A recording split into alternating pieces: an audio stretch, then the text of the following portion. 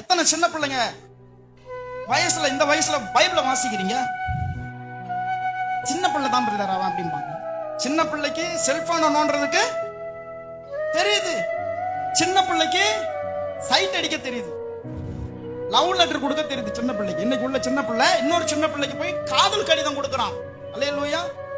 எல்லாம் தெரியுது, வசனத்தை வாசிக்கிறதுக்கு அவனுக்கு தெரியாது. அவனெல்லாம் என்ன செய்யணும்? என்ன செய்யணும்? பெரம்பை கையாளாதவன் தன்னுடைய பிள்ளையை நரகத்துக்கு ஒப்பு கொடுக்கிறான். அல்லேலூயா. பெரம்பு எடுத்து வெளுக்கணும். ஒரு வசனம் உன் வாயில வர மாட்டுக்கு, எல்லா நொரநாட்டியமும் பேசுற, வாயில குத்துமா. அல்லேலூயா.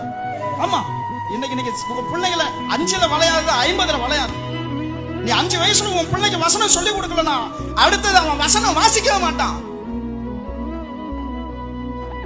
ஒரு ஹீரோ பேசுற மொத்த டயலாக்கையும் பேசுறான் மனப்பாடமா. கானா பாட்டு பாடுறான், மனப்பாடமா பாடுறான்.